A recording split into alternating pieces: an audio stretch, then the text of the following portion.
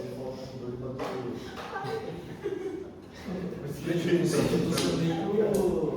Acho que postal aqui, ela não fala. Seguinte, o Pedro já mostrou o motor para vocês, que eu não sei onde está por aí, mas o avião ele tem dois sistemas eletrônicos separados. Isso é requisito pelo regulamento da competição. Então você tem o sistema do motor, então a gente vai ter principalmente o motor, o ESC, que é esse componentezinho eletrônico pequenininho aqui, que é o controlador do motor. Então é ele que vai receber a energia e traduzir isso, digamos assim, para o que o motor está usando. E aí a gente tem a bateria. Cadê o motor? Bateria do sistema propulsivo, que é essa grande aqui, que ela é uma bateria de lítio polímero e ela consegue entregar para o motor uma corrente muito alta. Então esse tipo de bateria é um dos mais eficientes no sentido de peso e capacidade de armazenamento de energia. Então a gente consegue armazenar muita energia numa coisa mais leve que tem uma grande capacidade de entregar a corrente que o motor precisa para funcionar. Mas esse tipo de bateria também é o mais chato, tanto de cuidar dela para ela não estragar, quanto de ela poder dar algum problema e explodir, e pegar fogo. Então tem que tomar muito cuidado com essas baterias. E, obviamente, o motor gasta, quando consome muita energia. Então, para não correr o risco de, durante o voo, acabou a bateria do sistema propulsivo e ser essa mesma bateria que está relacionada com os comandos do avião, então a gente separa as duas coisas. O sistema eletrônico que controla as superfícies de controle do avião, ele é separado, ele usa outra bateria, porque daí, caso acabe a energia do motor, você ainda consegue controlar o avião, pelo menos para fazer um pouso. Então a gente tem essa outra bateria, é uma bateria menor, porque o sistema de controle não gasta tanta energia assim. É uma bateria com outra química, né? Ela não é lítio, ela é life, também é de lítio, mas é outro funcionamento. E ela é um pouco mais segura, né? Ela não vai explodir na sua mão se você fizer alguma coisa errada com ela. E aí a gente tem o receptor, que é o que vai receber o sinal do controle. Ele vai ficar dentro do avião com as antenas para fora, conectado na bateria, e ele tem todas as entradas para conectar os servomotores.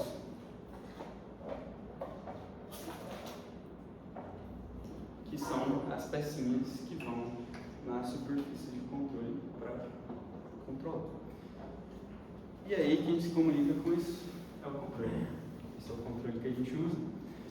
Ele é um controle muito bom, né? A gente começou a usar ele no ano passado e ele é muito programável, digamos assim, então a gente consegue customizar ele da maneira que a gente quiser. E aqui a gente vai ter dois sticks igual controle de console de videogame. Do lado esquerdo a gente controla o motor, então esse stick aqui ele não volta para o lugar, ele fica onde eu deixo. Esse é o que controla o motor. Então essa é a aceleração de 0 a 100% do motor. Para o lado, esse aqui controla o leme, que são essas superfícies aqui que vão fazer a guinada do avião. Desse lado de cá, a gente tem para o lado aileron, que vão fazer o avião rolar, e para cima e para baixo o profundor, que vai fazer o avião ir para cima e para baixo. Então, são esses comandos que o piloto usa para controlar o avião. Faltou alguma coisa? É isso? Tá. E só mais um detalhe, tinha mais uma peça aqui junto com o motor. Isso aqui é um requisito da competição porque a gente tem um limite de potência. Então, como eu falei, né? Antes a gente usava motores a combustão. Os motores a combustão, tinha uma lista de motores que a gente podia utilizar. Então, era limitado, digamos assim, pelo nome do motor. A gente só pode usar esses e eram todos motores equivalentes, né? Mais ou menos do mesmo tamanho. Aí a competição mudou para motores elétricos. E agora é liberado você comprar qualquer motor elétrico comercial. Mas, para regular, né, equilibrar a competição, você tem um limite de potência. Então, durante o voo, esse motor aqui só pode consumir até 600 watts de potência em qualquer momento. E esse componente aqui é o que vai fazer essa medida. Então, ele vai marcar qual foi o pico de potência utilizado durante o voo para o juiz da competição ver e aplicar uma penalidade caso necessário. Perfeito. Bom, dando início à aerodinâmica. Quem aqui já fez mecânica dos fluidos 2? Vou mostrar. Tá, não tem problema. Dá para explicar de forma normal mesmo assim. Tipo assim, se vocês forem pegar livros de aerodinâmica, dá para vocês entenderem por que o avião voa, tipo, em um parágrafo, basicamente. Só que eu acho importante entender um pouco da física da coisa, porque isso vai facilitar lá na frente e vai facilitar muito. Tanto que foi até um erro que eu fiz, assim, quando eu estava estudando engenharia aeronáutica, foi eu querer estudar umas coisas um pouco mais avançadas sem entender um pouco de como é a base de como funciona. Então, eu gostaria de passar essa base para vocês. Bom, aqui a gente tem a asa, o perfil da asa, e aqui a gente tem a engrenagem, né, que eu mostrei para vocês. Aqui o perfil, o aerofólio da asa, e aqui o perfil da engrenagem. O que acontece?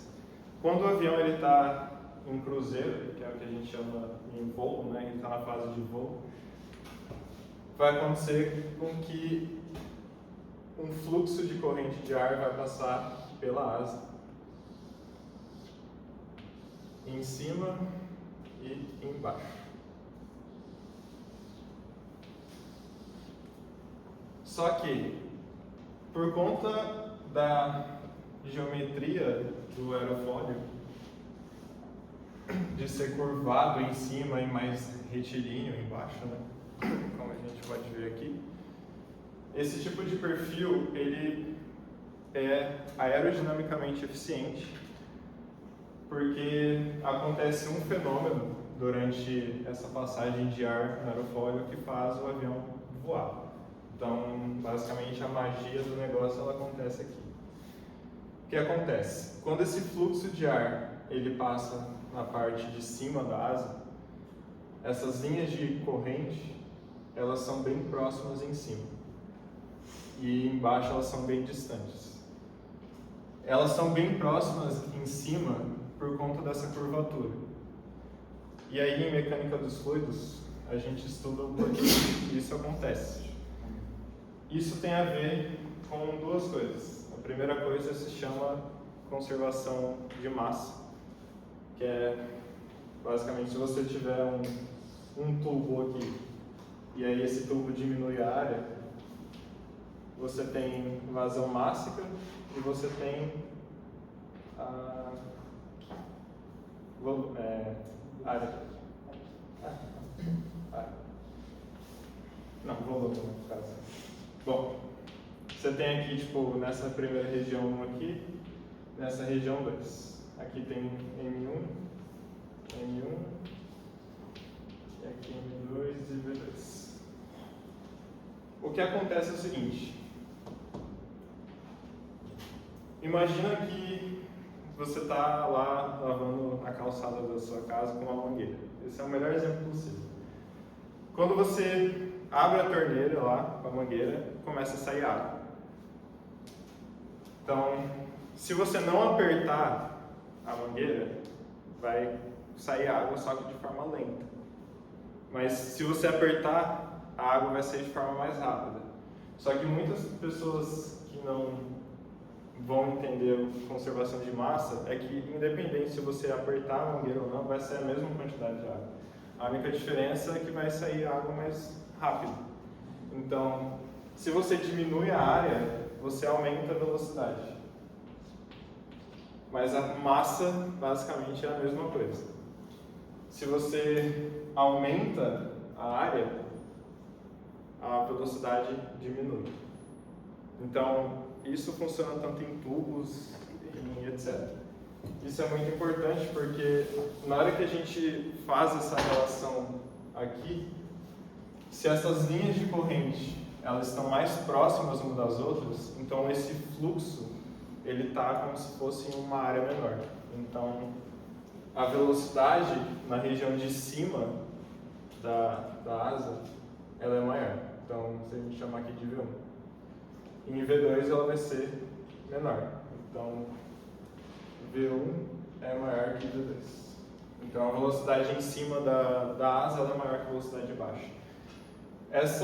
Esse efeito de fazer com que essas linhas de corrente elas ficam mais próximas em cima é por causa da curvatura, e lá em mecânica dos fluidos a gente estuda um pouco de camada limite, e isso tem a ver com a rugosidade da superfície, porque tipo, toda a superfície ela não é puramente lisa, ela tem uma certa rugosidade, que é como se fosse um atrito.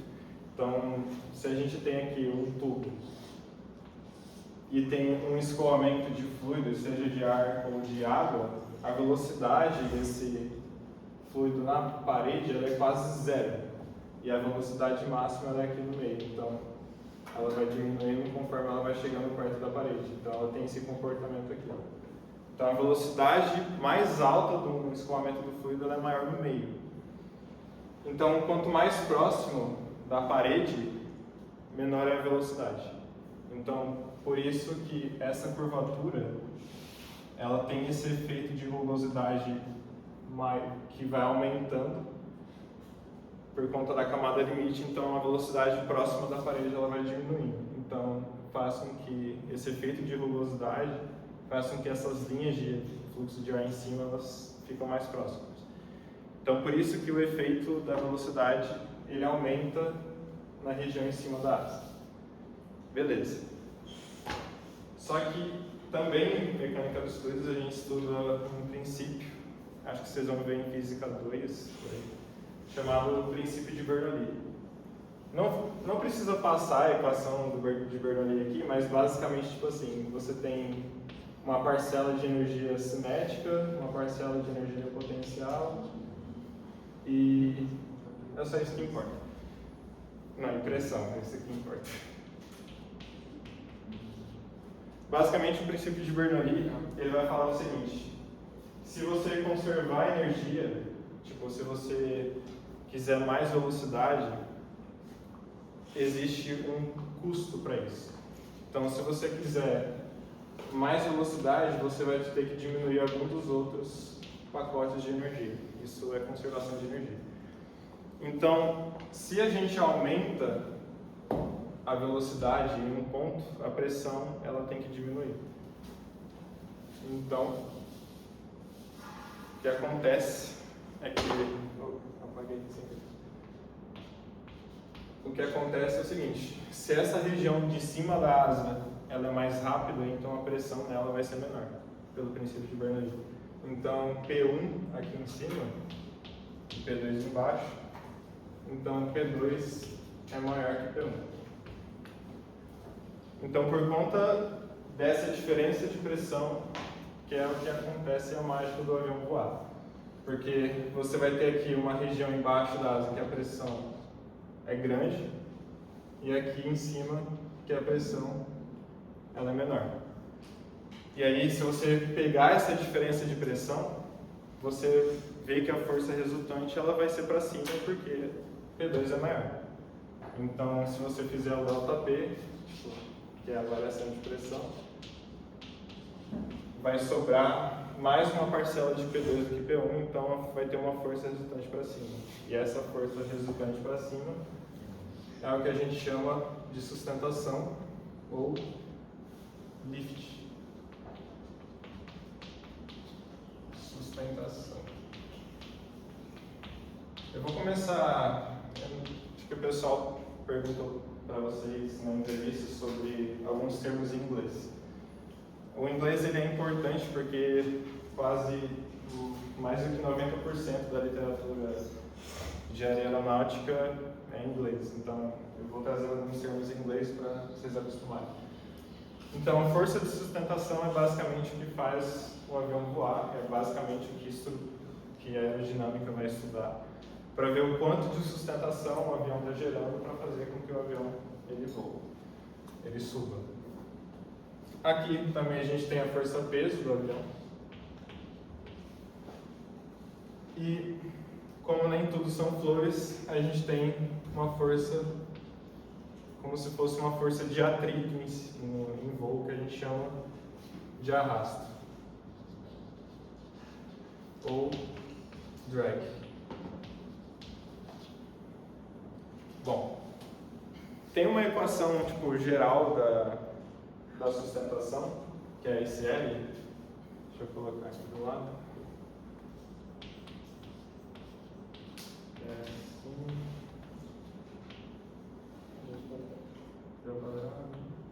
CL. Isso. Que é essa equação aqui. Basicamente, esse meio de V é que a gente chama de pressão dinâmica. O rho também. A gente tem a velocidade do avião, então é uma velocidade ao quadrado, então quanto mais rápido o nosso avião mais sustentação ele vai gerar. Só que tipo, a velocidade ela é um pacote muito importante nisso, porque ela é ao quadrado. Então, se você mudar um pouco a velocidade, você vai aumentar muito a sustentação. Então, mais força o avião vai ter para subir. Pode falar. Esse princípio das forças dos fluidos, isso é meio que responsável por onde o sistema propulsivo vai ficar, porque tipo, nos aviões comerciais, eles ficam na frente, vendo o bico do avião, ou nas asas, ou na empennagem. Aí, é por isso que esses motores ficam nesses lugares? Não é tão simples, porque isso você vai mexer um pouco com distribuição de massa, e aí você vai mudar o centro de gravidade do avião, então isso mexe mais com estabilidade. Mas eu vou explicar isso ainda hoje, mais pra frente. Tanto a estabilidade quanto também você não pode colocar o motor num lugar que ele vai atrapalhar. Por exemplo, se eu coloco o motor, tipo, no nosso caso aqui, o motor fica lá na frente, mas o fluxo de ar que está saindo do motor, ele passa pela empennagem. Isso pode ser bom ou ruim, dependendo da situação. Então, também tem que considerar isso. E uma coisa que a gente tem aqui nesse termo é o CL, que é coeficiente de sustentação. E esse coeficiente, a gente pode fazer uma relação dele em função do ângulo do avião. Esse aqui é o alfa, e o alfa ele é basicamente o que a gente chama de ângulo de ataque. O ângulo de ataque é... Obrigado. O ângulo de ataque ele é basicamente a inclinação do avião. Então, tipo assim, aqui tem um fluxo de ar. E o ângulo entre o fluxo de ar e a asa a gente chama de ângulo de ataque. Então, se a gente tem aqui a linha horizontal e o avião está aqui, e aqui tem um fluxo de ar, então esse ângulo que faz do fluxo e a asa a gente chama de alfa, que é o ângulo de ataque. Isso é uma coisa que tipo, todo mundo já fez a experiência de colocar a mão para fora do carro enquanto ele está andando. Então vocês sabem que se sua mão estiver retinha, bonitinha, alinhada com o ar, não vai acontecer nada. Mas a partir do momento que você levanta um pouquinho, o ar vai jogar sua mão para cima. É o mesmo princípio. Isso. Então isso é o ângulo de ataque. Se eu aumento o ângulo de ataque, eu aumento o CL. Isso, exatamente. Então o comportamento do CL, ele é assim. Conforme você vai aumentando a inclinação, mais força de sustentação você vai ganhar, então o avião começa a subir mais. Só que existe um limite, porque aí eu vou ter que explicar um pouco do princípio de arrasto. Mas o que acontece? Se o perfil... A força de sustentação ela só é gerada com a diferença de pressão, certo? E essa diferença de pressão ela nasce por conta do escoamento de ar em cima e embaixo.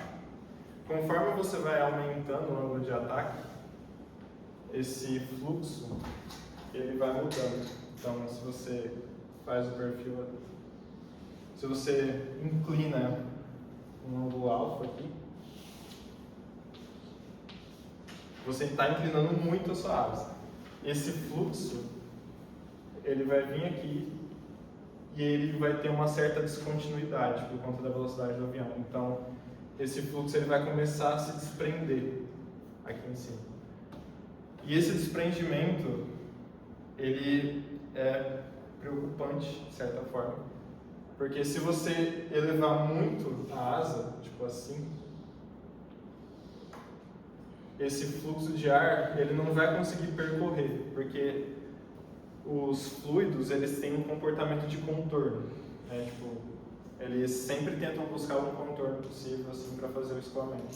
Só que se você ergue muito a asa, o fluxo de linha de corrente ele não vai conseguir contornar, porque está muito fora de curvatura o fluxo de ar.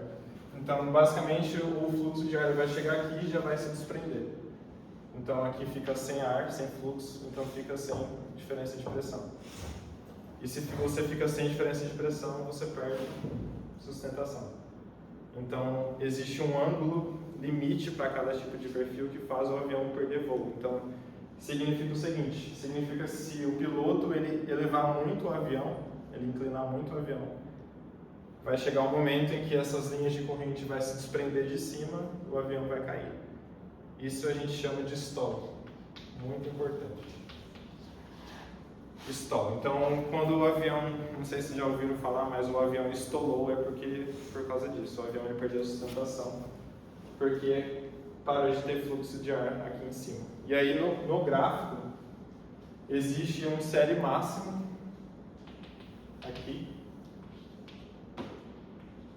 CL máximo, e depois desse CL máximo ele tem um comportamento de cair, porque ele perde sustentação. Todo mundo entendeu essa parte? Isso aqui é core da aerodinâmica. Beleza. Perfeito. E existem vários tipos de perfis de asa. Deixa eu mostrar alguns aqui. Tá sem internet, mas enfim. Existem vários tipos de perfis de asa, que inclusive a aerodinâmica faz um estudo de como selecionar esses perfis. Por exemplo. Então, uma coisa que é interessante é que esse perfil da empenagem, ó, ele é simétrico. Então, se o avião estiver correndo em linha reta, com alfa zero, ele vai gerar sustentação? Não. Porque o perfil ele precisa ser assimétrico, ele precisa ter uma curvatura em cima para ter a diferença de pressão. Então, tipo, se o avião tiver uma asa simétrica, um perfil simétrico, ele não vai voar. Porque ele é simétrico, então não tem diferença de pressão e não vai gerar sustentação. Aqui o Maurício desenhou alguns tipos de perfis. Esses perfis que são mais curvados, eles são chamados de perfis hipersustentadores. São perfis que geram mais sustentação. Então, perfis simétricos, eu acho que aqui são simétricos, ele não vai gerar esse ΔP. Então, tipo, basicamente, ele não vai gerar sustentação, então não é bom para o seu avião. Existem vários tipos de perfis que vão ter com gráficos diferentes de CL, então depende muito da missão que você quer. Você quer um avião com muita sustentação, então você vai buscar perfis que tem uma certa curvatura melhor para pegar a sustentação. Nos aviões comerciais, normalmente a gente vê algumas coisas mais parecidas com essa, porque quando você vai fazer um avião comercial, o seu objetivo é gastar o mínimo de combustível possível, principalmente para a sua viagem ser mais barata. Então, esse tipo de perfil, por mais que ele gere menos sustentação, ele não é tão curvado, ele é mais eficiente. Ele vai gerar, assim, uma certa sustentação com menos arrasto, que eu vou explicar para vocês depois. O perfil que a gente usa como a nossa missão, né, o voo que o nosso avião vai fazer, ele é curto. E a limitação principal não é o combustível, né, a bateria, digamos assim. Então a gente não está tão preocupado assim em usar um perfil eficiente. A gente quer o máximo de sustentação possível, mesmo que isso tenha um pouco mais de arrasto, porque isso vai permitir que a gente carregue mais carga. E esse outro, como o Pedro falou, ele é simétrico.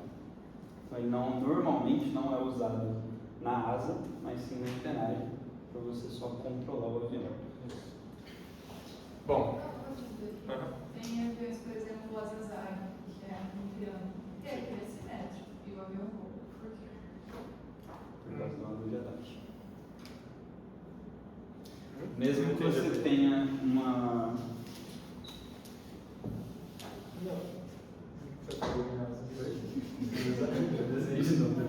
Mesmo que você tenha uma placa reta não tão formada, ela pode gerar sustentação desde que ela tenha um ângulo de ataque.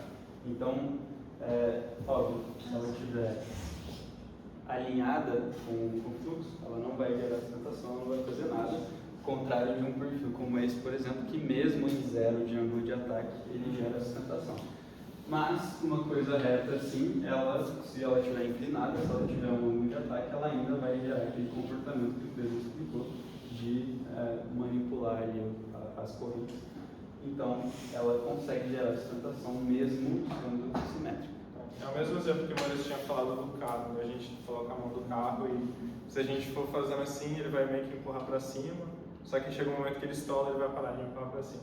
Então, esse perfil que é simétrico, ele não gera sustentação com ângulo de ataque zero, porque ele é simétrico. Agora, se você elevar o ângulo de ataque, ele vai gerar sustentação. Tá?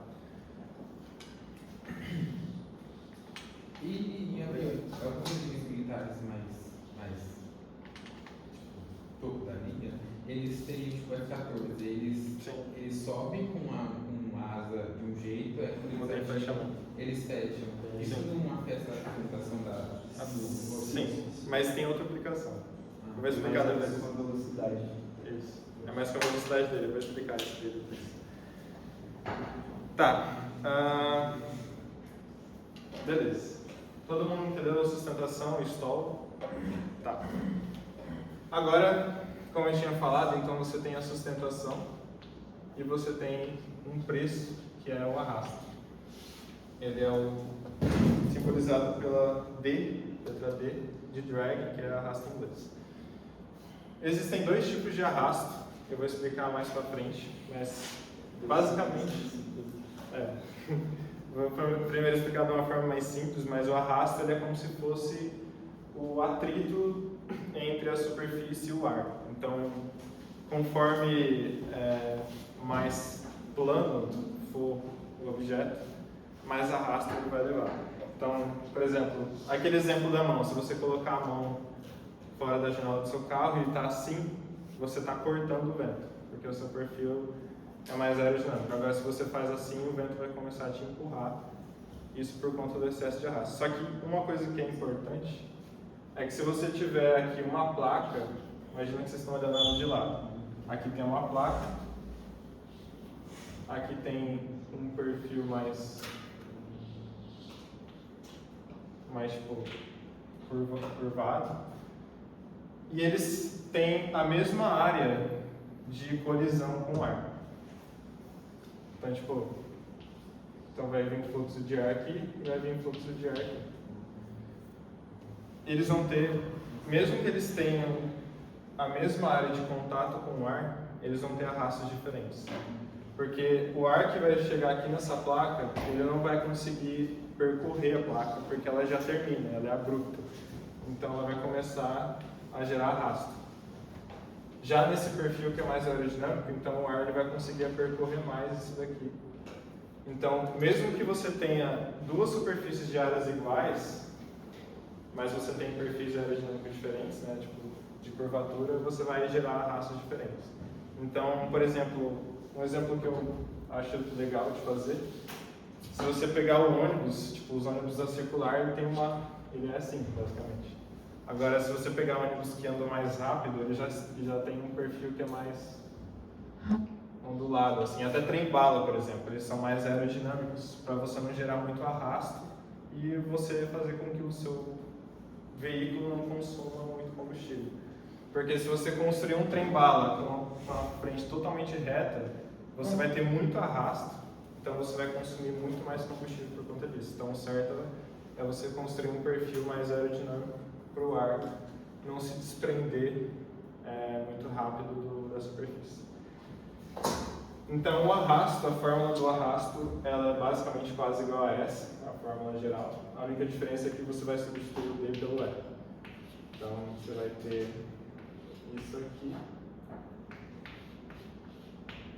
E eu vou falhar. Basicamente é a mesma fórmula, só você troca um pelo outro. Então, se é quase a mesma fórmula, basicamente você pode relacionar a sustentação com o arrasto.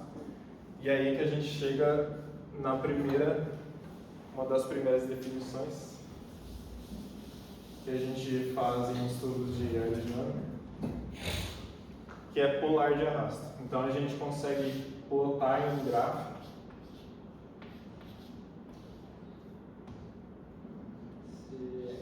certo. Dá para fazer o contrário.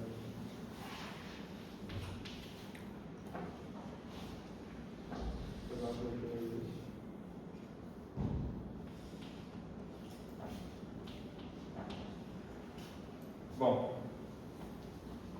existem dois tipos de arrasto, como eu tinha falado. Faz o gráfico só do CD, Fazer o gráfico do CD, que eu não tinha falado.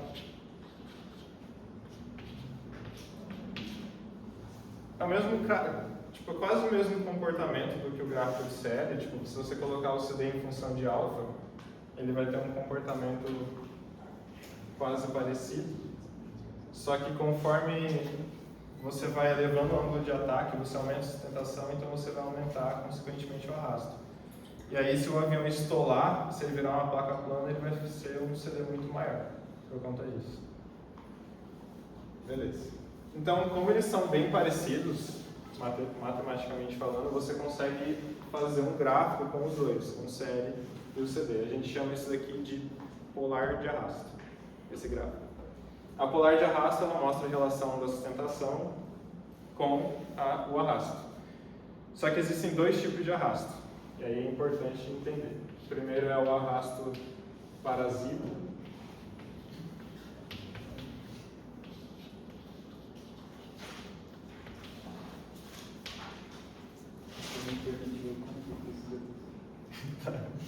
O arrasto parasita, ele é um efeito da superfície do seu veículo. Então, tipo assim, é quase aquele exemplo que eu mostrei para vocês da placa e do corpo. Se você tiver, acho que tem até uma fórmula do arrasto parasita, que é um coeficiente vezes a área molhada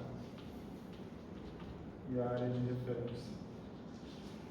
O arrasto parasita, ele é um arrasto gerado pela superfície, não pela sustentação. Então, se você tiver uma asa que dependendo de como é o perfil dela aqui na ponta, se for mais plano, por assim dizer, ele vai ter um arrasto parasita maior. E outra coisa, quanto maior a área molhada do seu avião, ou seja, quanto mais superfície tem construído no seu avião, mais arrasto parasita você vai ter. Então, o arrasto parasita, ele vem da construção. Tipo, qualquer tipo de construção de veículo, de estruturas, você tem o arrasto parasita. Outro tipo de arrasto é por conta da geração de sustentação. Então, se a gente desenhar aqui a asa em 3D, eu não sei se eu vou conseguir fazer. Dá para fazer assim, em 2D, só que de cima. Estou olhando a asa aqui, então eu mostrei minha asa, que ela é longarina. Quando esse fluxo de ar está passando aqui, o avião, a asa, ela vai gerar sustentação. Só que o que acontece é que depois de quando esse fluxo de ar ele chega na ponta nessa borda da asa, ele vai gerar vórtices aqui. Por que acontece esse vórtice? Porque quando esse fluxo de ar de alta pressão ele sai da parte de baixo, e aqui está vindo um ar de baixa pressão, quando esse fluxo de ar de alta pressão encontrar o de baixa pressão, eles vão ter esse efeito aqui. Que é um efeito que, tipo, basicamente a natureza ela funciona assim, né? Tudo que é de maior energia vai para uma menor energia. Tipo, temperatura é assim, sempre é do mais quente para o mais frio, e pressão é sempre do que tem mais pressão para menor pressão. Então, por conta disso, eles vão ficar fazendo esse redemoinho aqui. Então, esse redemoinho acontece aqui também. Então, o ar embaixo da asa encontra o ar de cima, e eles fazem esse redemoinho, e esse redemoinho é um arrasto, que a gente chama de arrasto indutivo. Então, a gente tem um arrasto parasita e a gente tem um arrasto indutivo.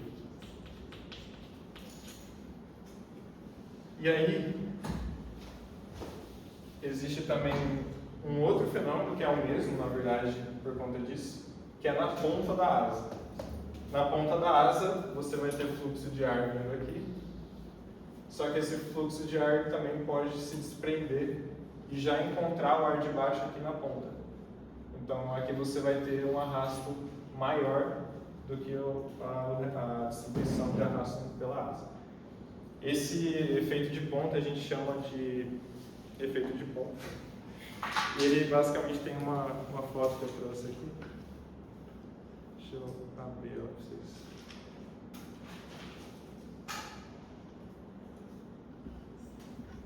Cadê o mouse? Não, o mouse tá aí. Ele está na outra tela. Tem que Ah, tá, entendi. Sou bem.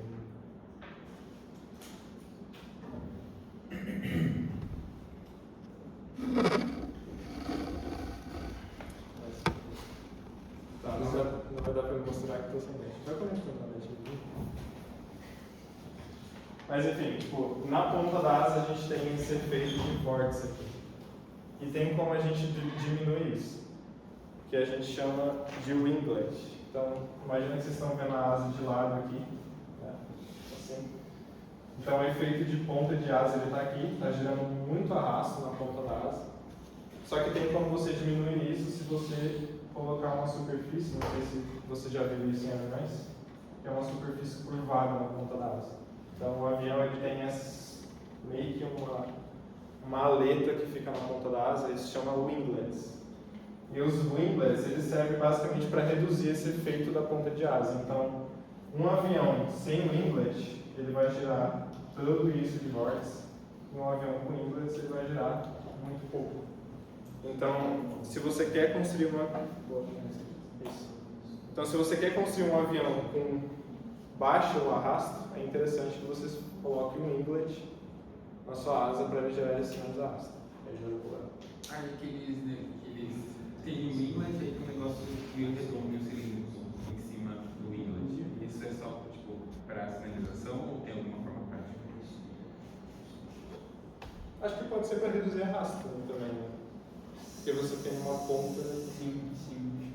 É, porque o formato mais aerodinâmico que existe é uma gota d'água. Isso. Então, você coloca essa superfície para você diminuir ainda mais o efeito de ponta. Então, aqui a gente tem uma imagem, uma fotografia, só que ela está meio embaçada por conta do calor. Mas essas fumacinhas aqui, ela tem formato de vórtice, porque é o efeito de ponta de asa que tem no avião. Então, esse efeito de ponta de asa pode ser reduzido se você colocar um winglet e reduzir esse arrasto induzido. Tá? Aqueles rastros que você deixa quando está com uma umidade propensa é o arrasto. É o arrasto, sim. E tem como a gente ver, tipo, em 3D isso. Ele está com o equipamento. Deixa eu ver se vai.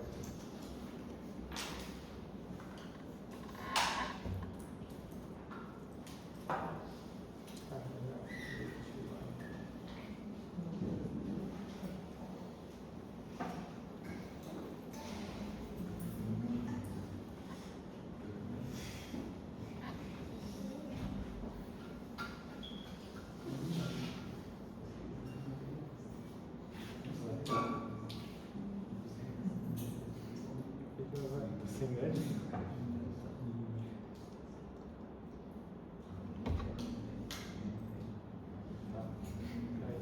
Ah, mas dá para arrastar isso. Ah, dá para ver. Dá para ver bem, né? Bom, isso daqui, essa trilha de vórtices aqui é o arrasto induzido, que é criado ao longo da asa. Então, tudo isso aqui são os redemoinhos.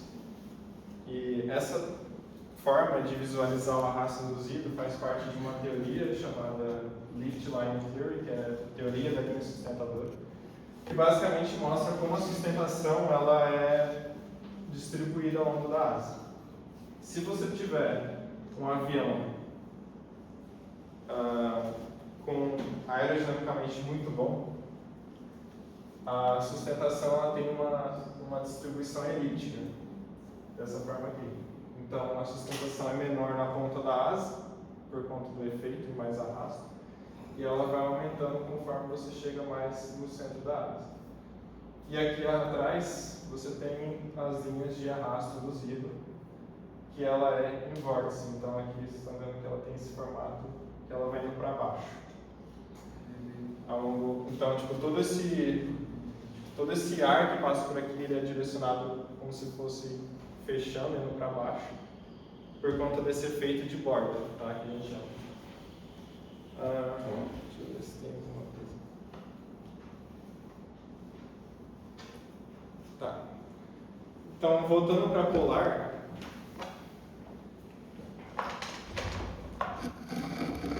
Aqui, nesse gráfico da polar de arrasto, a gente consegue tirar todas as informações de arrasto do avião. Então, essa parte aqui, toda essa área aqui, ó, pintada, ela é do arrasto parasita, que é o que o avião tem na geometria dele. Então, isso aqui é o CD0, a gente chama de arrasto parasita. E toda essa região aqui é o custo de você ter mais sustentação. Então, se você tiver mais sustentação, você vai ter maior arrasto. Tá? Então, dá para colocar isso na equação, para quem tem curiosidade, que é CDI CL quadrado. Deixa eu apagar isso.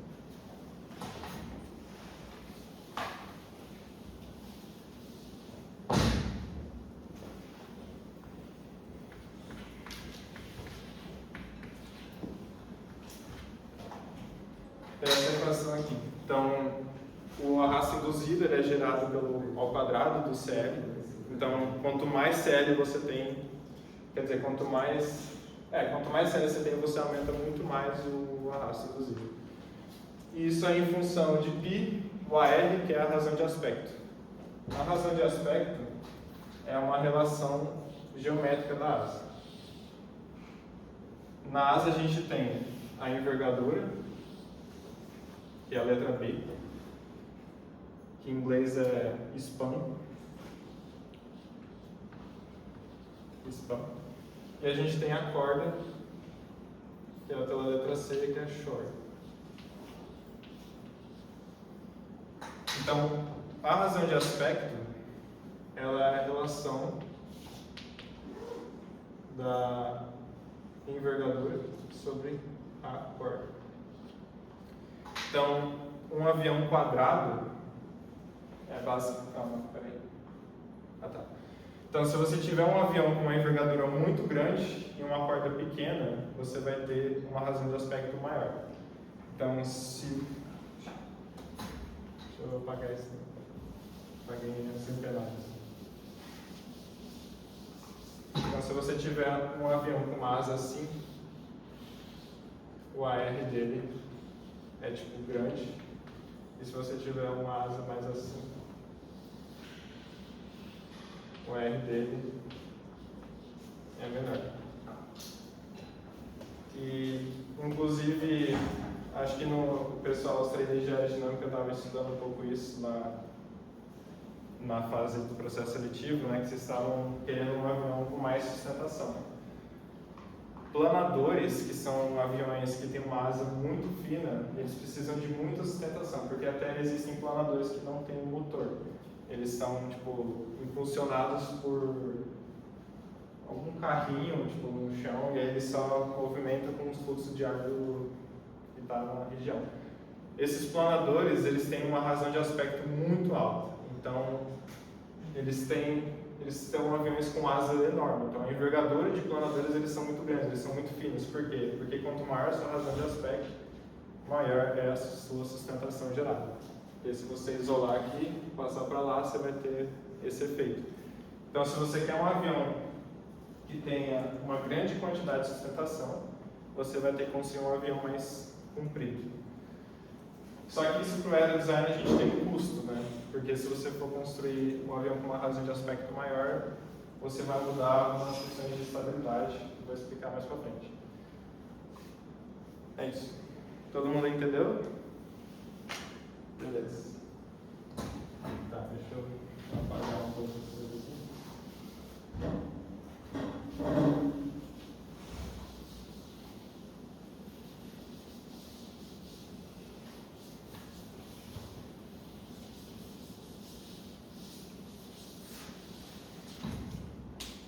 Beleza, então vamos pular de arrasta isso. Tem uma fórmula que é interessante passar sobre o... Quando você quer calcular o arrasto do seu avião, você pega um pouco da polar, então você pega aqui o CD0 mais K vezes C ao quadrado.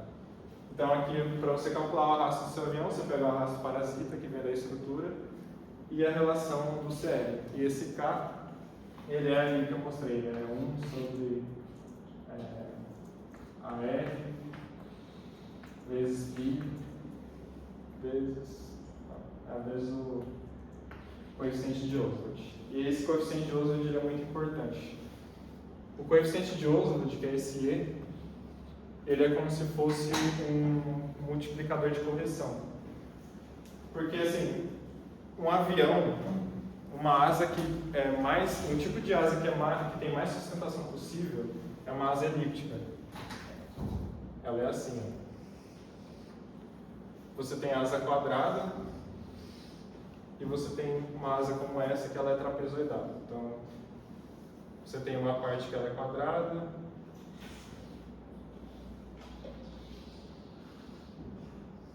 assim. Então, uma asa assim, retangular, ela gera muito arrasto. E a sustentação dela é baixa. Só que você consegue uma boa manobridade com ela. Aviões trapezoidais é como se fosse um meio termo, porque você tem uma asa elíptica. Ela gera muita sustentação.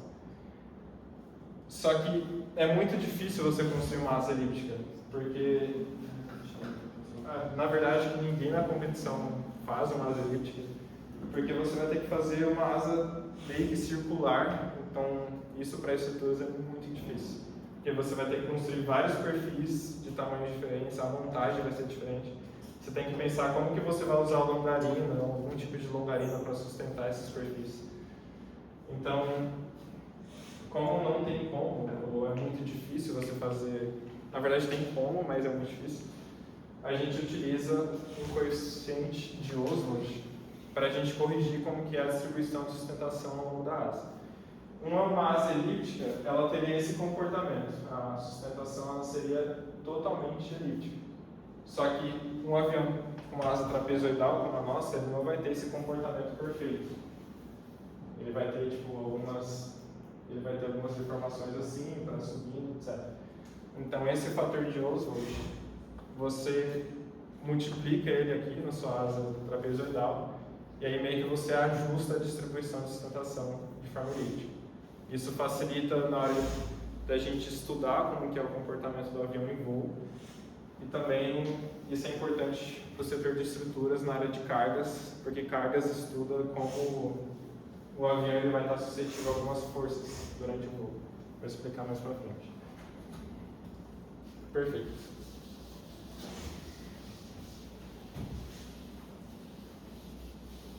Tá.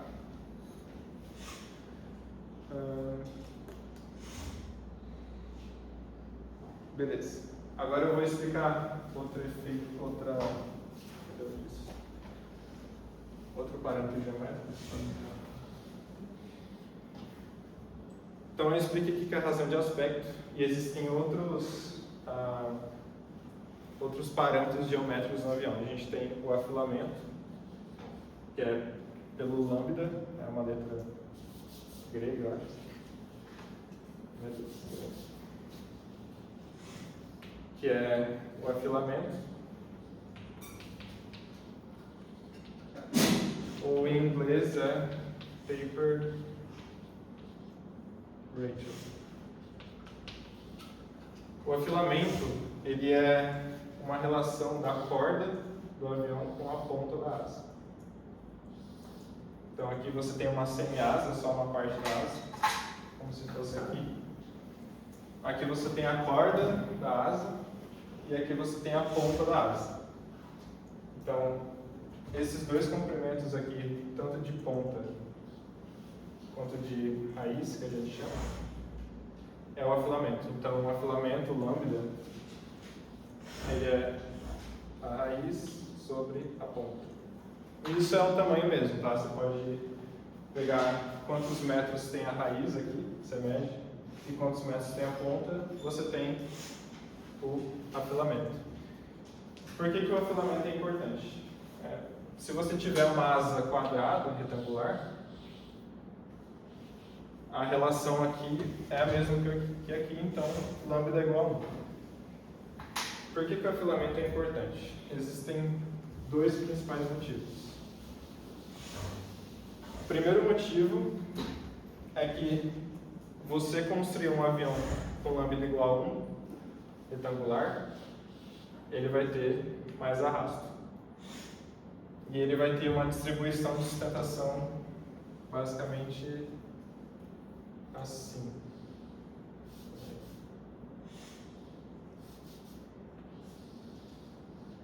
Basicamente.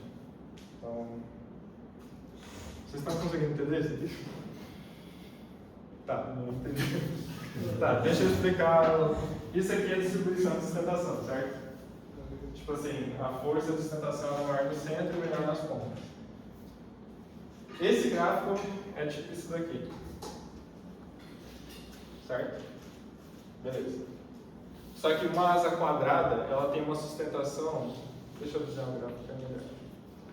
Aqui você tem sustentação e aqui você tem a envergadura. Você tem envergadura. Então ali está desse jeito aqui. Então aqui é o meio. Certo? Uma asa quadrada, ela não tem esse comportamento. Ela vai ter basicamente esse comportamento aqui. Né? Ele não é idealmente assim.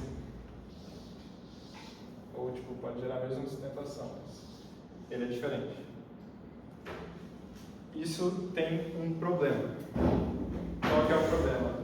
O problema é você ter uma alta sustentação na ponta da asa. E é bem importante vocês entenderem isso. Se vocês não entenderem, vocês me falam. Porque quanto maior a sustentação, mais perto o avião está do stall. Só que se você tiver esse efeito de sustentação na ponta da asa maior, o stall na ponta da asa ele vai ficar mais próximo de acontecer. E isso é problemático. Porque o que acontece se você estolar o avião na ponta da asa, ele está passando pelo aileron. E vamos supor que o avião estole pela ponta da asa do aileron. Se o aileron defletir, vai acontecer alguma coisa? Não. Não? Porque não tem fluxo de ar. O avião está estolado. Então, se o piloto erguer muito o avião e ele mexer o aileron para tentar consertar alguma coisa, o aileron não vai fazer nada, não vai perder comando. Então, se o avião estolar, o piloto está querendo arrumar de alguma forma pelo aileron, ele não vai conseguir, porque o aileron vai perder comando. Porque não tem fluxo de ar para o aileron fazer o movimento de rolamento. Mas nesse caso, o avião estola, ele perde o controle e cai de uma vez ou ele cai tipo. Depende. De forma muito. Mas, tipo, porque você tem um seu profundor ainda, que você pode fazer com que o avião ele abaixe. Mas você perde o seu comando. Ele pode fazer assim, pode cair pro lado. Porque ele vai estar estolado, então ele pode cair pro lado. Mesmo que o piloto ainda tenha o comando do profundor para mexer o avião assim, se ele perder o aileron, talvez o avião faça assim. Mas não tem como recuperar o controle depois? Tipo, estolou e isolou? Na sorte. Depende.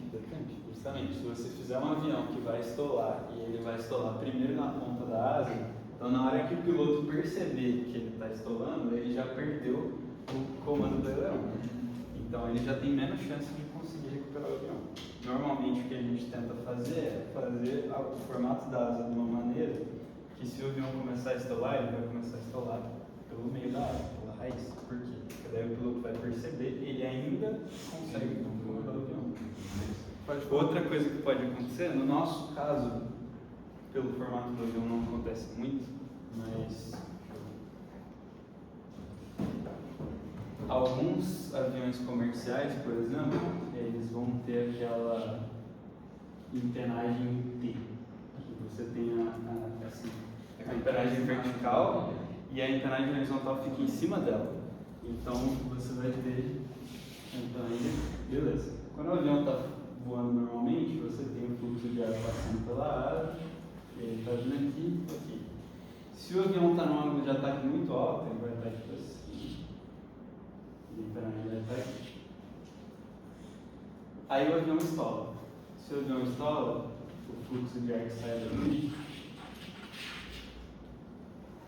pega na empenagem. Então não só você perde o comando do aileron, mas você perde a empenagem também. E aí você talvez não consiga voltar. Lá na competição, eu vi muitos casos de aviões que eles meio que bateram asas. Isso tem a ver com essa habilidade? Não, isso é uma coisa estrutural. Então, Pode falar.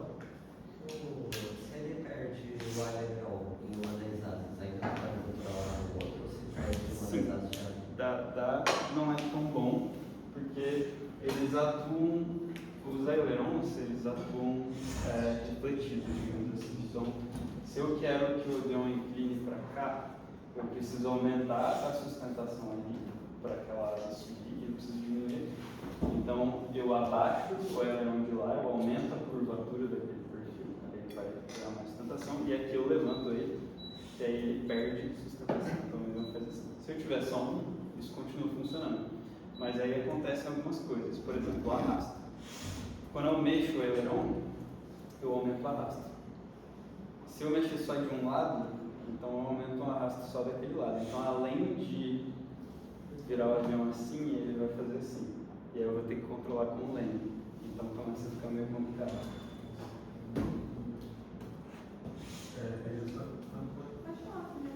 Justamente sobre isso que eu ia perguntar.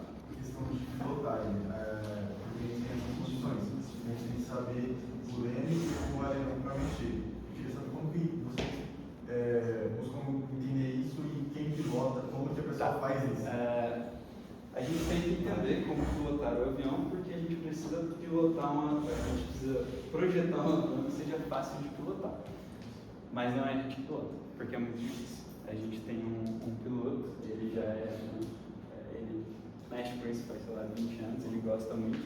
Então ele não projeta aviões, né, mais ou menos, mas ele é aeromodelista, né? Aeromodelista é quem compra os projetos e monta os aviões, então ele conhece bastante coisa, principalmente da parte de fabricação. Não, o piloto não precisa ser da equipe na competição, ele pode ser alguém externo.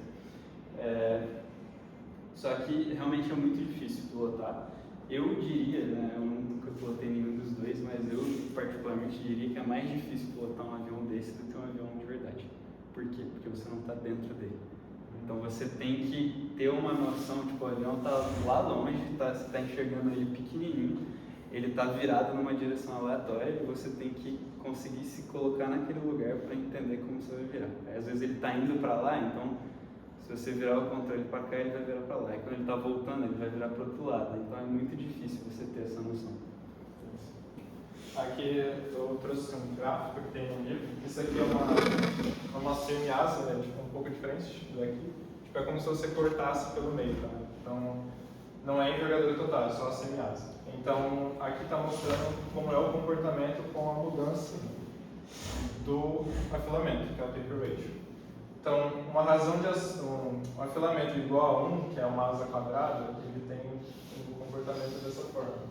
Agora, conforme você coloca muito menor afilamento, ou seja, com a ponta da asa muito fina, a sustentação ela é muito maior. Então, você tem uma sustentação maior na ponta do que na raiz. E aí tem esse esse efeito da região da ponta estolar primeiro do que a raiz, que é uma coisa que a gente não quer. Aqui também tem uma figura bem visual que eu quero mostrar.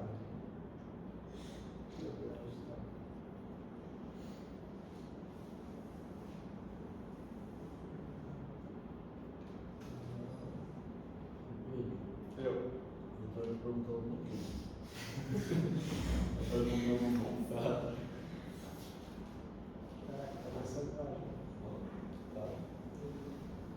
Existe essa carta aí.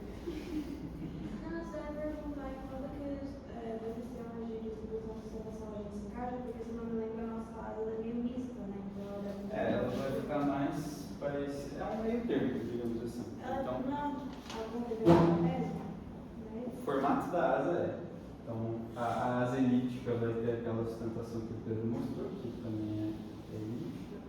Uma asa retangular, completamente retangular, ela teria um negócio bem assim, reto. E a nossa vai ser bem assim. Que a ideia é que a gente, sem adicionar tanta complexidade, né? Uma asa, por exemplo, essa asa aqui, ela tem apenas 2 seções. Então, essa parte aqui da asa ela é retangular, né? Ela é reta, e daqui para lá eu tenho só uma diagonal, mas continua sendo uma linha reta. Então, ela não é uma elipse, ela não é uma curva. Isso faz com que ela seja muito mais fácil de projetar e de montar. Mas ela, né, tem uma distribuição de sustentação que se aproxima de uma asa elíptica. Essa figura aqui é perfeita para mostrar isso. Aqui a gente tem a distribuição de sustentação ao longo da asa. E aqui é onde começa a região de stall. Então a gente tem uma asa retangular. Então o stall, vocês veem que ele começa na raiz e conforme ele passa o tempo ele vai se espalhando pela asa inteira. Agora, se você for pegar uma asa elíptica, que tem aquele comportamento maior na ponta, o stall ele começa a aparecer na ponta e aí faz com que o aileron ele perda comando.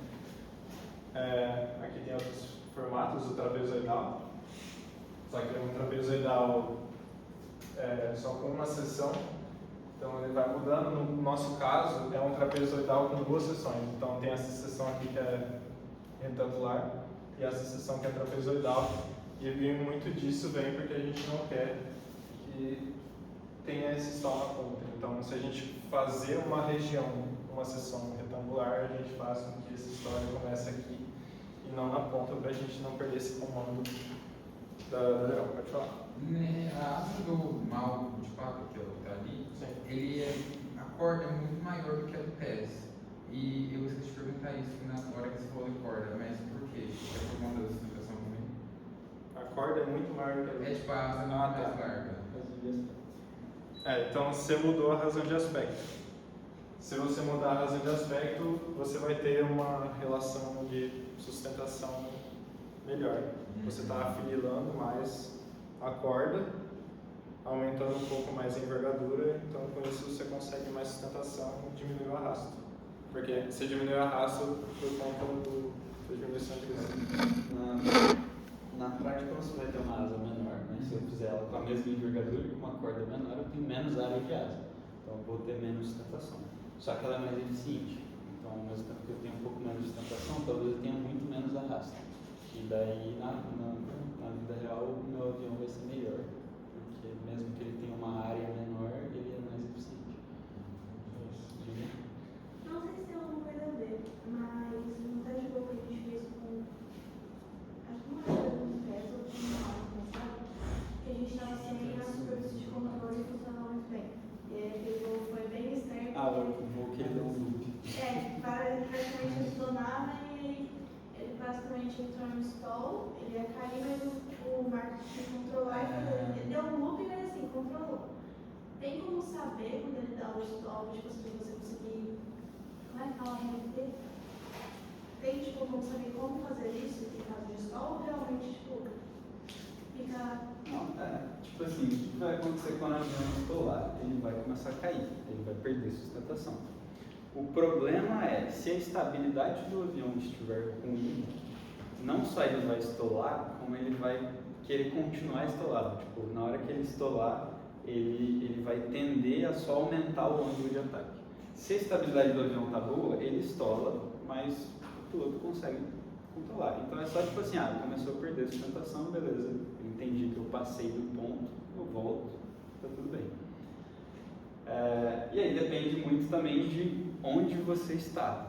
Porque se o avião, por exemplo, uma coisa que é muito perigosa é que ele está decolando, você tem a pista, ele está indo, beleza, aí na hora que o piloto sobe, se ele passar do ponto e o avião estolar, ele está muito perto do chão. Então eu não tenho espaço para recuperar esse avião, talvez ele vai lá e vai cair. Mas se ele estiver lá em cima, ele estourou, ele vai começar a cair. Aí dá tempo, inclusive porque na hora que ele começar a cair, ele vai ganhar velocidade. Se ele ganhar velocidade, então ele consegue ter mais sustentação. Foi o que aconteceu naquele voo lá. Então ele estava lá em cima, ele perdeu sustentação, ele caiu, mas aí aqui embaixo o piloto conseguiu recuperar o controle e aí ele conseguiu subir de uma vez porque ele estava muito rápido. Só que aí é nesse momento em que corre o risco de acontecer aquilo que vocês perguntaram de bater a asa, porque você tem muita sustentação de uma vez só, pode ser que a asa quebre. O piloto aumenta a solução. Oi? O piloto ele Não, o fator de tempo é com outras coisas. Então, aviões muito, tipo, aviões de manobra, tipo os da Esquadrilha da Fumaça, eles são aviões que eles são muito mais rápidos do que os comerciais, porque eles precisam ter uma sustentação maior, tipo, para fazer os loopings, as manobras. Sim, o que vai acontecer nesses aviões de manobra é que o sistema propulsivo vai ter muito mais potência do que ele precisaria normalmente, porque daí tipo, o avião consegue alterar a velocidade muito rápido. Então o cara consegue tipo, ir lá, tá voando, aí ele quase para o avião começa a cair e ele sobe de novo. Ele precisa conseguir ganhar velocidade muito rápido. Inclusive, tipo, nos aeromodelos de manobra, eles têm um motor tão forte que ele praticamente consegue virar um helicóptero. Tipo, ele consegue ficar virado para cima assim, só com a força do motor. Bom, todo mundo entendeu o que é filamento, por que a gente deve escolher um filamento ou outro. A gente tem até que se preocupar em relação a isso, né? Porque se a gente fazer um avião com um filamento muito pequeno, ele já vai estar basicamente estolado, então ele não vai conseguir levantar voo. Então, o afilamento ele é muito bom para um avião da design, porque você diminui peso. Você vai colocar perfis menores na ponta. Então, além de você mudar a sua distribuição de sustentação, você vai mudar o peso do avião.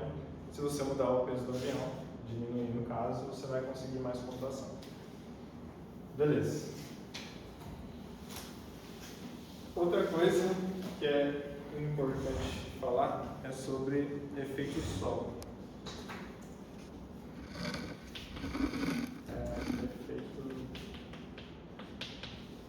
Efeito solo. O efeito solo, deixa eu colocar uma imagem para aproveitar que está com a gente.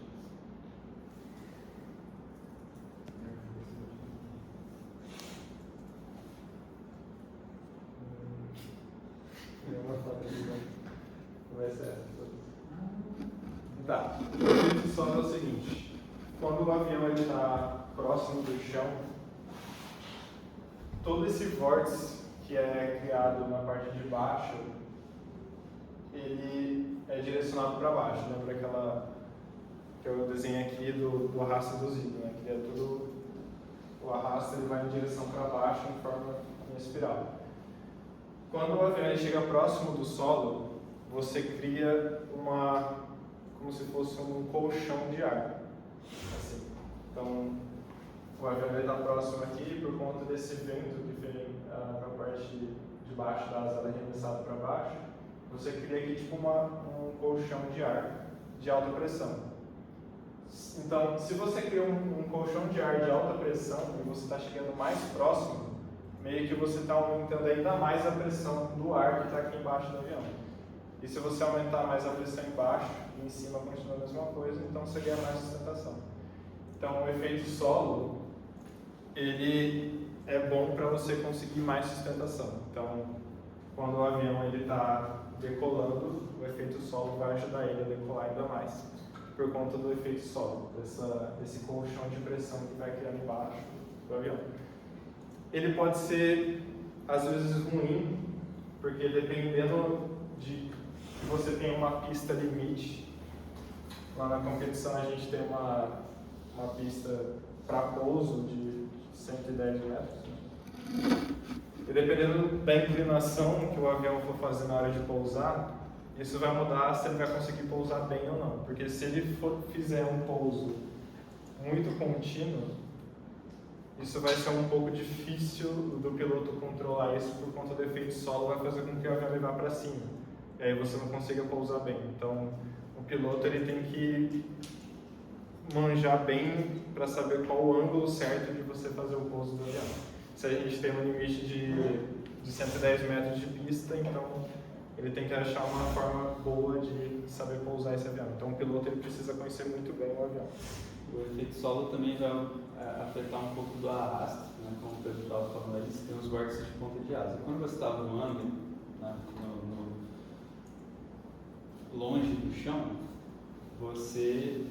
esses vórtices eles têm espaço, então eles vão ser grandes. E aí você vai gastar muita energia, ou seja, você vai ter muito arrasto por causa desses vórtices. Quando você está perto do chão, é como se o chão fosse uma barreira. Então ele impede que esses vórtices se desenvolvam, isso diminui um pouco o arrasto, inclusive. Né?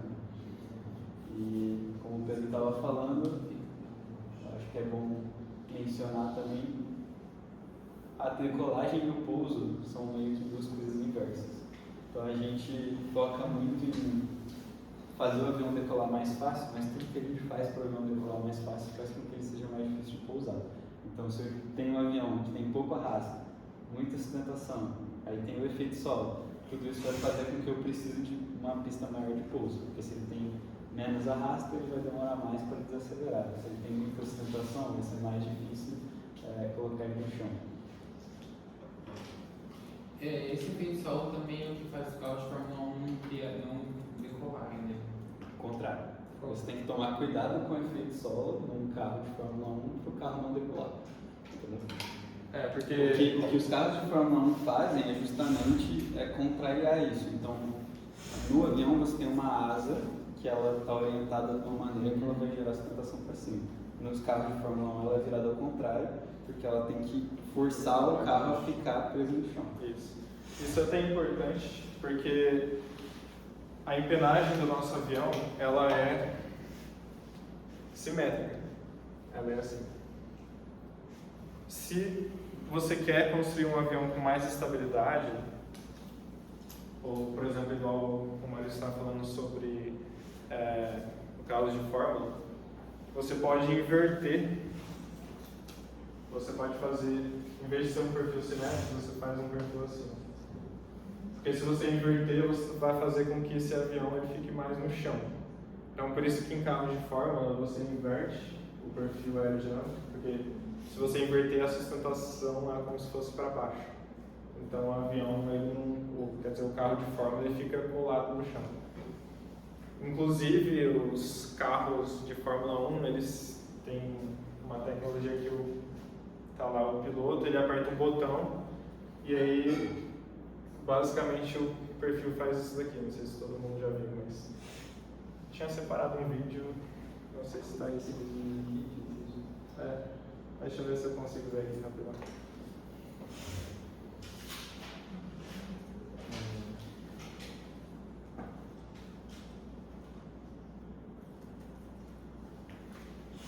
Sei lá, provavelmente não vou encontrar nada. Mas tipo assim, aqui, tem isso daqui. Tem os carros de Fórmula 1, eles têm um botão que tipo assim, o perfil ele tá virado, e aí quando eles querem aumentar a velocidade do carro, eles invertem o perfil atrás. Tem uma foto aqui de um carro que tem isso. Não tinha errado, mas já tem esse sistema. Eles invertem isso daqui. E aí, se você quer que o carro ele vá mais rápido, então o piloto inverte isso para o carro ficar mais colado no chão. E por conta do efeito solo, né? Porque você vai estar mais rápido, e mais rápido se você está, você vai ganhar sustentação para o avião subir, para o carro subir. Então, basicamente, ele ficaria descontrolado se não tivesse esse estudo aí desse efeito. Voltando lá no efeito solo, essa daqui é a equação do efeito solo. Isso daqui é um coeficiente. E esse coeficiente você aplica na equação do arrasto induzido que eu tinha falado.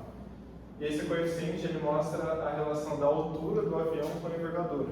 Ou seja, se a gente pegar esse gráfico do CL em função de alfa, quanto mais próximo do chão, mais sustentação ele pega com o efeito solo. Então, esse gráfico ele vai mudar. Aí, quanto mais próximo você está, maior ele vai ficar. Então, a sustentação do avião ela vai mudar conforme mais próximo ela está do chão e da velocidade. Dúvidas em relação a isso? Beleza. Tá. Último tópico de aerodinâmica, antes da gente ir para a estabilidade. Eu tenho uma dúvida. Pode falar. Mas assim, meio obrigatório. Em questão do coeficiente de ajuste. O que a gente precisa para. Ajuste? Não o ajuste, é o. Arrasto? Sim, não, o. Ah, tá. O eixo. Do efeito solo. A gente. Por exemplo, a gente vai trabalhar mais com ele depois que a gente tiver tudo meio que pronto? Ou a gente tem que meio que tentar adivinhar ele para ter um melhor desenvolvimento da estrutura? Lembra do que eu falei ontem, que está tudo meio conectado? Então, é como se todos os setores eles vão ter que, ao longo do projeto, ir chutando umas coisas. Então, tipo, beleza, a aerodinâmica precisa saber como que é o avião para saber calcular exatamente o arrasto e a sustentação. Mas estabilidade precisa de aerodinâmica para saber como vão ser as coisas de estabilidade, estruturas também. Então, como que a aerodinâmica vai saber como que é o avião se a aerodinâmica não falou nada ao projeto? Então você, beleza, começou o projeto, você vai ter que chutar um monte de coisa. Você chuta um monte de coisa, não, vai ser mais ou menos assim. Aí você passa essa informação para os outros setores. Aí eles também chutaram um monte de coisa, aí eles vão te passar uma informação aproximada. Aí com essa informação aproximada dos outros setores, você consegue fazer uma conta um pouquinho melhor. Aí você vai pegar essa informação um pouquinho melhor e passar para os outros. Aí eles também vão passar para você uma informação um pouquinho melhor. Aí você vai fazer uma conta um pouco melhor. Aí vai assim, né? Por isso que é retroalimentação de dados. Só que tem como a gente automatizar isso, que a gente chama de otimização multidisciplinar. A gente vai explicar mais pra frente para vocês. Uma coisa que eu não entendi, nada não, só ensinando na organização, mas. A fuselagem ela também ela é uma parte muito importante do avião, né? E o formato dela também influencia na aerodinâmica. As fuselagens vai sair de fuselagem muito quadrada. Isso vai afetar a aerodinâmica do avião? Ou isso meio que. Vai, mas assim, o que acontece? O principal, acho que a coisa mais importante aqui é a parte de trás. Né? A gente poderia ter projetado, por exemplo, a parte da frente dela é bem retangular assim, ela poderia vir aqui e simplesmente fazer assim. Só que isso é ruim, igual o Pedro estava explicando, o fluxo de ar vai vir aqui, e aqui tem uma curva muito brusca, ele não vai acompanhar bonitinho e fazer isso aqui. Ele vai chegar aqui, isso aqui gera arrasto. Então a gente pega e a gente tenta melhorar um pouquinho isso aqui, para ele ficar um pouco mais contínuo ali atrás. Só que é um equilíbrio, né? Se eu quiser fazer eu poderia, digamos assim, pegar e fazer minha fuselagem igual um perfil de ar. Ela ia gerar sustentação e ia ter pouco arrasto, mas como que eu vou colocar as coisas aqui dentro? Entendeu? Eu preciso de espaço. Então a gente tem que equilibrar essas duas coisas. A ideia é tentar fazer a fuselagem o menor possível, o mais aerodinâmica possível, mas eu tenho que conseguir colocar a carga paga, eu tenho que conseguir colocar o motor, todas as coisas. E por que essa fuselagem é reta, ela está quadrada na parte frontal, então uma coisa mais gota? Porque acaba que não vai valer a pena, né, se você for pensar, beleza, aqui eu tenho os componentes eletrônicos. Então, se eu quiser fazer ela mais aerodinâmica, eu preciso fazer mais fuselagem, eu preciso aumentar o tamanho dela. Isso vai adicionar peso. E talvez o ganho, né, a diminuição de arrasto que eu vou ter, não vai ser suficiente para compensar o peso que eu estou adicionando. Tanto que uma comparação da fuselagem desse avião para o do ano passado é que essa fuselagem ela é um pouco menor. E a fuselagem do ano passado ela é um pouco maior. Então, isso facilita um pouco a redução de arrasto induzido, porque, como o Maurício falou, né? Se você tiver um maior percurso do fluxo e ele ser uma curva não brusca, você faz com que esse percurso não gere arrasto. Então, se você tivesse uma fuselagem desse tamanho aqui, mesmo que fosse aerodinâmico a ponta, o ar não vai percorrer muito isso. Então, tipo, ele acabou de prender aqui e ele já vai sair. Então, se você alongar um pouco a fuselagem, com forma aerodinâmica, você vai fazer com que você diminua um pouco de arrasto. Só que aí, como o Maurício falou, será que isso compensa? Então, a gente faz um estudo de compensação. E a inclinação do Sim. É que assim, aí tanto se a gente for fazer uma fuselagem treliçada quanto nessa aqui, beleza. Se você olhar o perfil 2D dela, você olha esse negócio aqui e fala, nossa, isso aqui com certeza não é aerodinâmico. Mas ele é fino, então ele não vai influenciar tanto assim no fluxo. Tipo, óbvio, influencia alguma coisa, mas é muito diferente de você ter uma caixa com esse formato. Ela está cortando dentro. Então ela não é aerodinâmica de lado, mas diferente. Tá. Indo para o último tópico de aerodinâmica, vai ser rápido, mas a gente tem que explicar um efeito que se chama downwash. Downwash. O downwash ele é gerado por conta do arrasto induzido que sai da asa. Então lembra daquela asa aqui? E aqui sai aquela figura do arrasto induzido que sai curvando para baixo.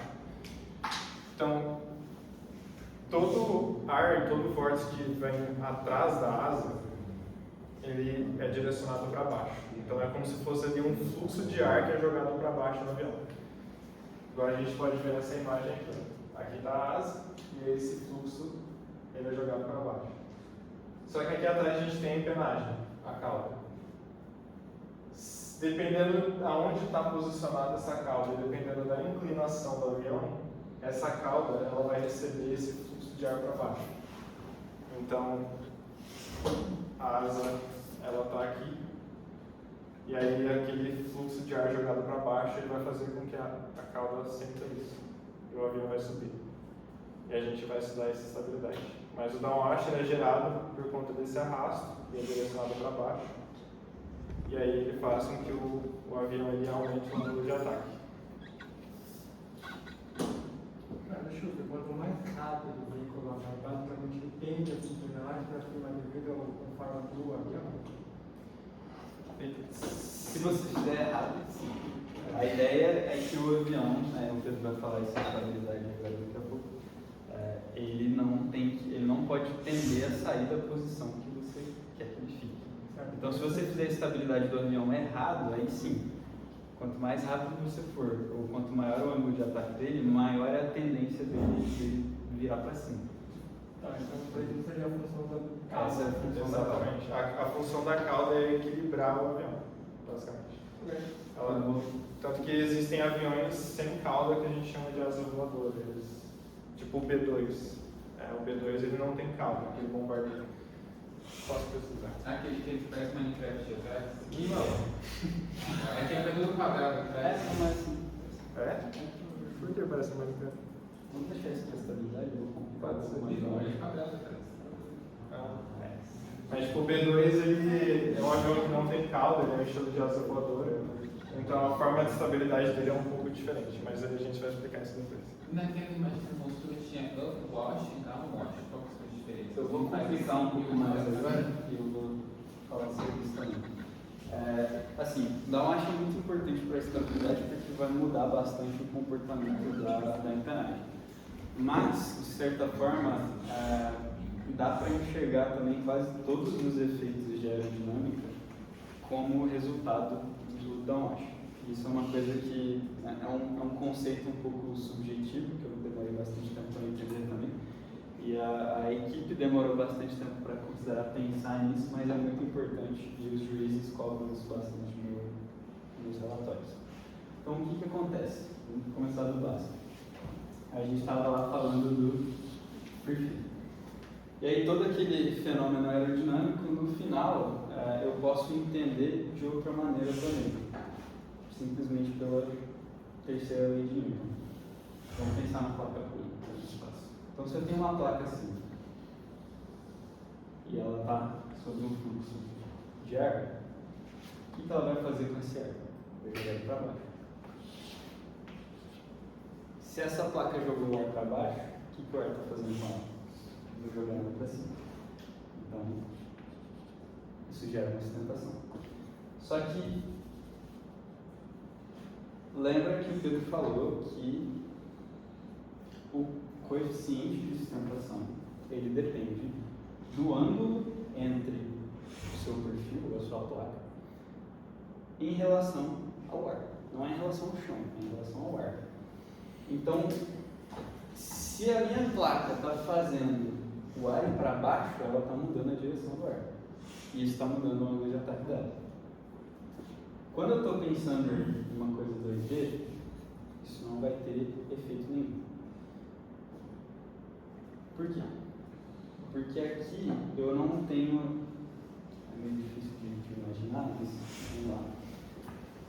Se a asa fosse infinita, mas se ela não acabasse, se ela fosse para sempre, para lá e para lá, e o ar está passando aqui por cima dela, não tem nada que faça o ar se mover para o lado. Ele só vai vir passar aqui. Então eu consigo enxergar essa asa, se ela for infinita, como uma coisa 2D, né? O comportamento do perfil 2D. Quando você vai para o 3D, as coisas ficam mais complicadas. Então vamos lá. Você tem o seu perfil. O Pedro já mostrou as linhas de corrente para vocês. Você vai ter o downwash, que é esse movimento do ar para baixo aqui.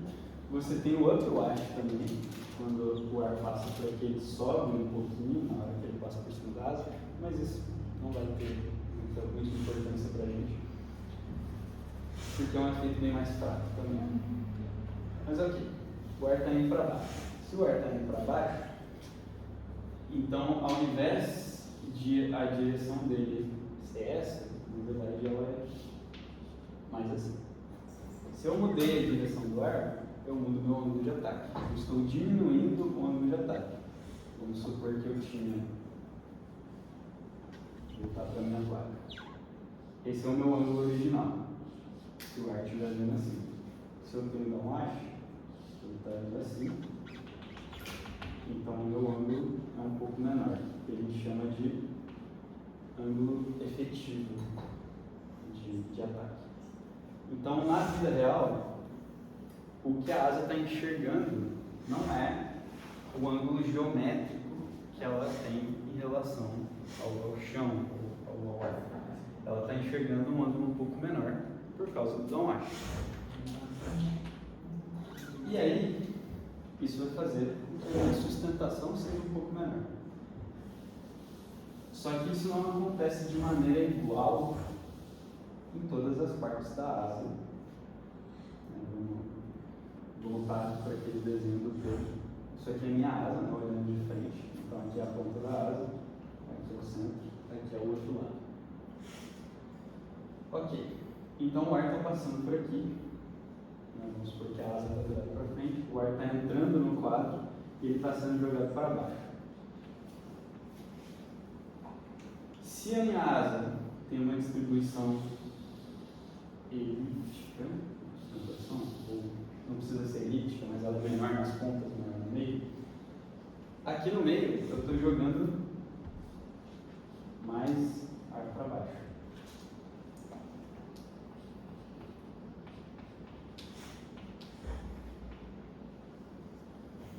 E aqui na ponta, como o Pedro também comentou, eu tenho aquela diferença de pressão. A pressão embaixo da asa é maior, a pressão em cima da asa é menor. A minha asa não é infinita, ela acaba aqui. Se ela acaba aqui, o ar que está aqui embaixo, com uma pressão maior, ele quer vir para cima. Então ele vai fazer isso. E é isso que gera aquele vórtice que vocês enxergam. Então o ar vai vir de baixo para cima, ele vai passar pelo lado da asa, porque ela acaba aqui e o ar que está aqui embaixo vai escapar e passar para cima. Daí ele começa a rodar.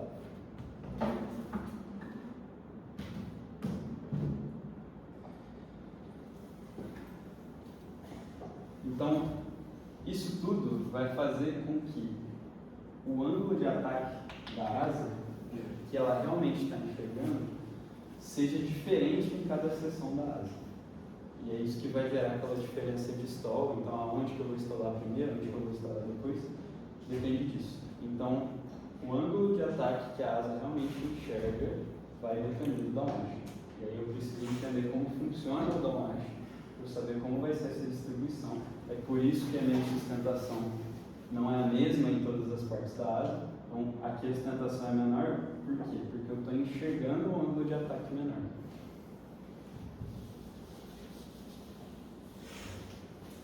E aí, depois ele entende como calcular isso, como entender. E só para finalizar, tem uma coisa interessante. Existe um termo chamado twist ratio.